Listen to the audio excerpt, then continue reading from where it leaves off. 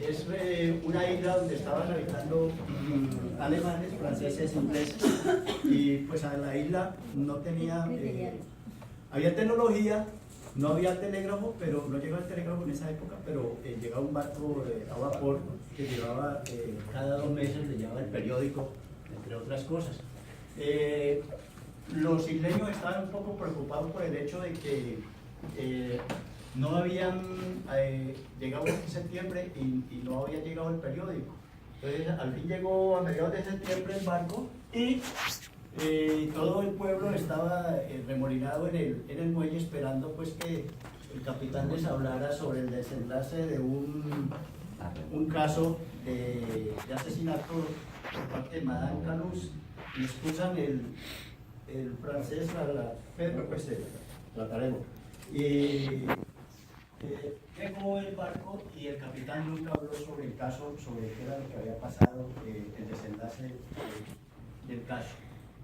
Él les habló: señores, estamos en guerra, y era, hacía 6 meses había empezado la Primera Guerra Mundial.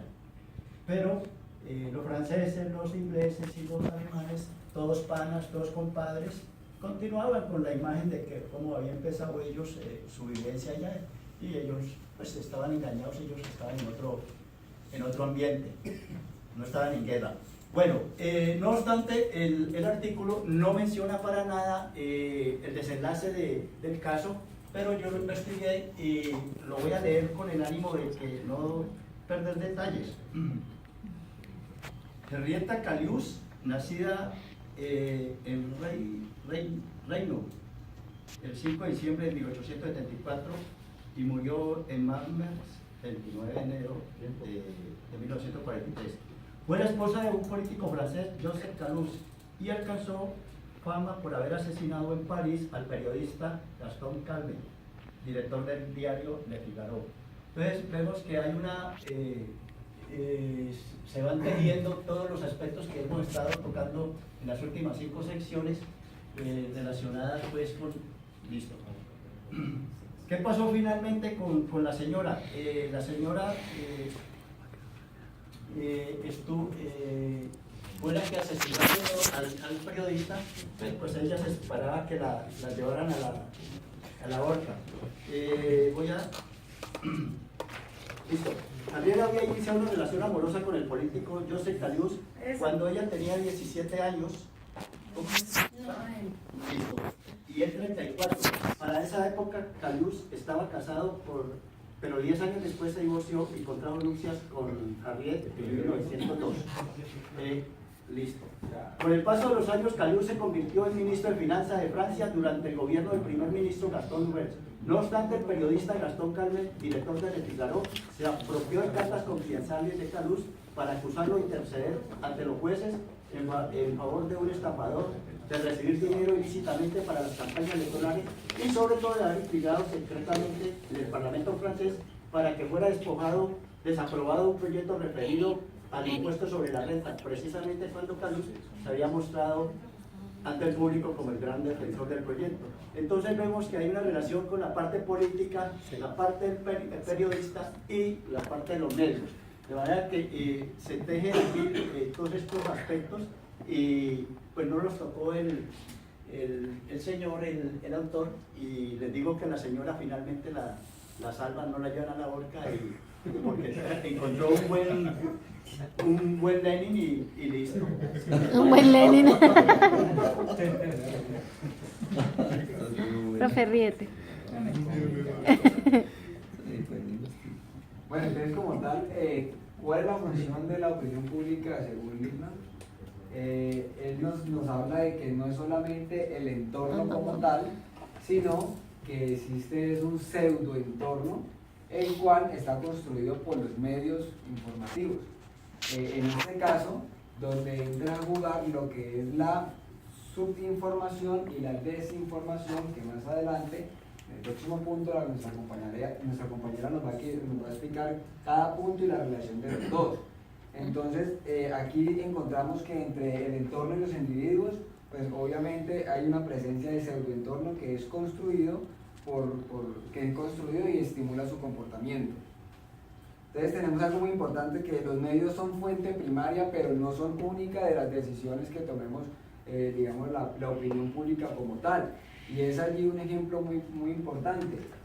Una cosa es actualmente la palabra la paz. Todo el mundo habla de la paz, pero pues realmente uno no sabe qué es lo que están haciendo en unos acuerdos. La paz, toda la opinión pública como tal, pues dice que todo el mundo tiene una percepción de la paz muy alta, o sea, positivamente es positiva, pero ya cuando llegan al punto de que se estará firmando un gobierno con un grupo terrorista, pues no, la gente pues como que ahí ya no es lo mismo, por razones diferentes de los medios. Entonces, tenemos por último, por tanto, pues son unas instituciones poderosas en todo ese tema de las partes sociales y la parte pues que transmiten pues todos estos estereotipos. Continuando con lo que dice el compañero, cuando estamos hablando de subinformación y desinformación, la gran diferencia es que la subinformación es una información deficiente, no todo lo que debería entregarse a la opinión pública, pero cuando estamos hablando de desinformación hay una intención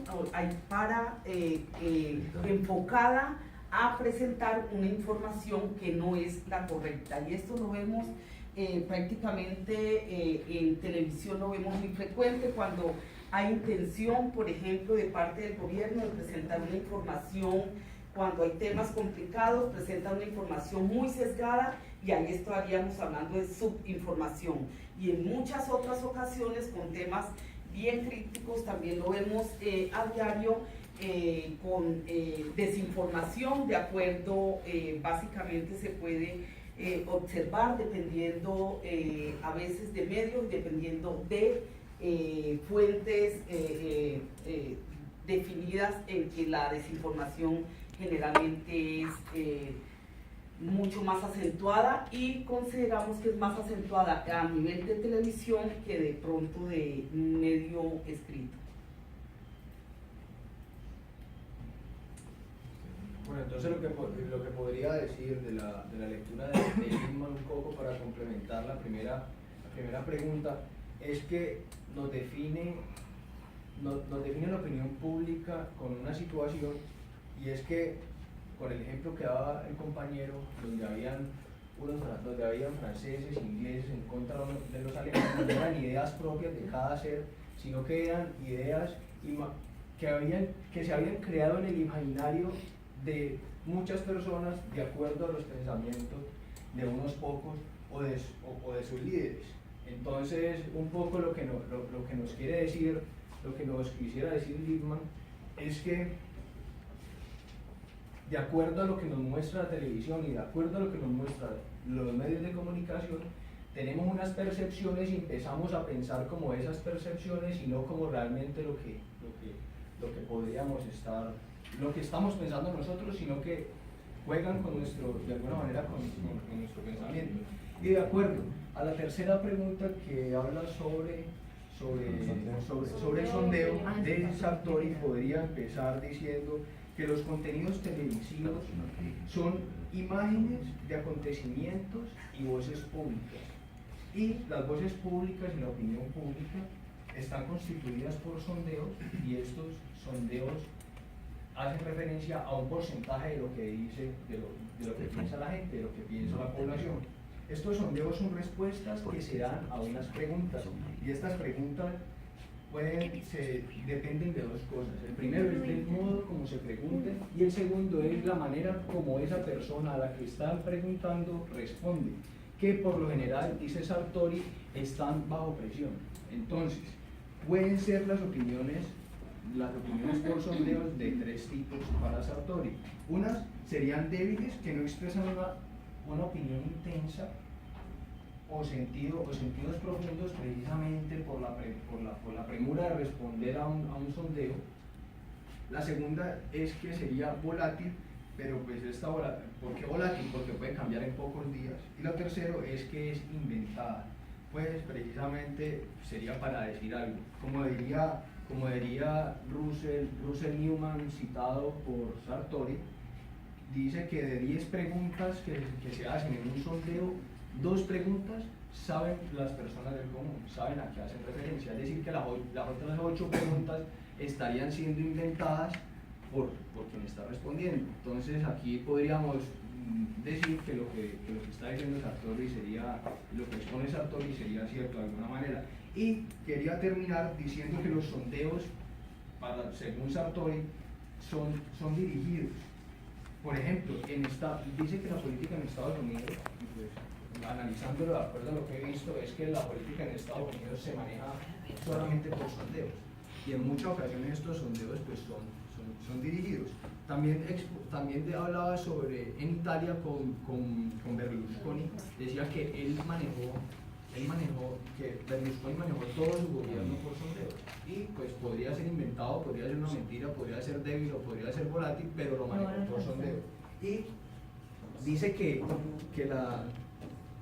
los sondeos no son no revelan una voz populi, sino que son realmente el poder de los medios de comunicación.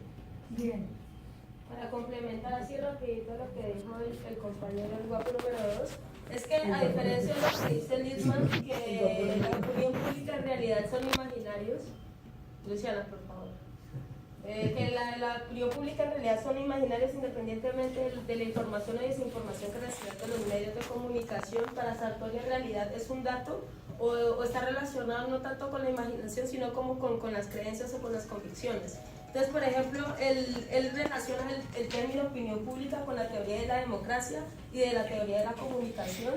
Y pues digamos que no puedo como abordar mucho el tema, pero digamos que también él, aparte de opinión pública, él habla de una opinión pública restringida, que es lo que está explicando el compañero con el punto de los sondeos.